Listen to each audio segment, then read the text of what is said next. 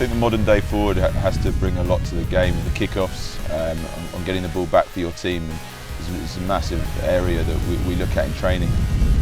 Possession is really important in the game of sevens. If you can get that ball back and straight after you've scored a try, then you're likely to go on and keep the ball, score more tries. And ultimately, when you're playing, you want to have the ball in hand, and the more times you have that in the 14 minutes, the more likely you are to win.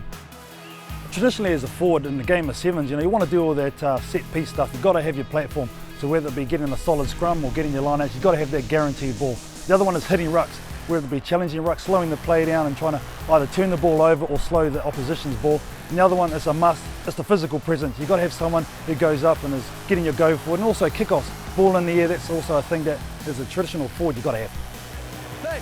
When I first started in the game, I think England were probably one of the first teams to bring forwards from the 15s game into the scrum and to get that set piece spot on. And when I first started, we were playing against backs in the scrum. It was quite a lot of fun, really. Now, obviously, a lot of teams are bringing that. They've sort of seen how important it is around the set piece to make sure you guarantee your ball for your team. Oh, some great work in the breakdown though by Ruaridh McConnochie. Richard the Carpentier back on his feet, and look at that, drills through the defence there. That's counter-rucking at its very best. Around the breakdown, you're seeing a lot of guys getting stuck into the breakdown to get those turnovers. That's something we look at really, is the quicker we can get the ball back and turn it back over, the sort of work a lot on how we can attack from turnover ball and break down teams. James Rodwell commands a year. And it's been won by England, so it's still on.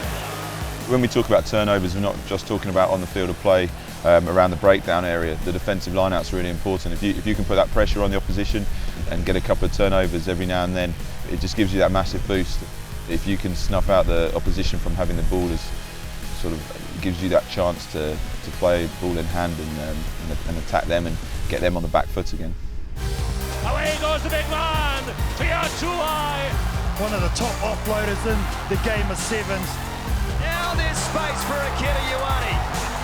Look at the big man go! Stop it!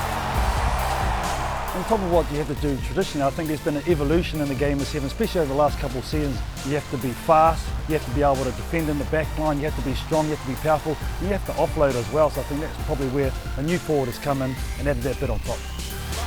The pass over the top, Rodwell, McConnochie cuts in field. He could go there. That's the winner! It's changed a lot since when the game started. I think you've always got the physical forwards that bring that strength to the game. What's become more to the part now is that hybrid forward, where a lot of them have come from being a back in 15s and maybe playing in a forward position in the sevens now, and just it mixes up and it gets you more attacking threats across the pitch. The forwards role nowadays, you can end up receiving a kick-off, you can start regaining, and then the next minute you're playing at 10 and you have to try and put people into space. I think that's the change in the game really. You've got to be able to play all positions, and you've got to be able to adapt to different scenarios around you. First ever try with a rose on his chest. What a proud moment for the youngster. I started off playing centre, then went to 10 a bit, and then ended up in the forward. So it was great for experience. As a learning curve for a young player, I think it was really helpful for me just to be in different environments across the board. These days you have to be the complete forward, you have to be able to do that traditional stuff, which is your bread and butter, but I think the way the sevens game is going now, you have to be powerful, you have to have speed. You're going to be caught in the open, marking the back or marked up against the back, So I think those are the things you look for, and that's where the game of sevens really has gone. When you're on the pitch, you've got 7 guys. It doesn't matter whether you're forwards or backs. You still need to be able to do the basic skills of rugby, your catching, your passing, and tackling. And that's fundamental of the game of sevens. If you can't do that, you're going to stand out pretty quickly. It just adds another dimension to have forwards that can sort of finish off tries from length as well. So ultimately, you get a pretty lightning quick team with physical attributes as well. I definitely think that the transformation of the game since I've been involved has definitely become a lot quicker and more physical than when I first started.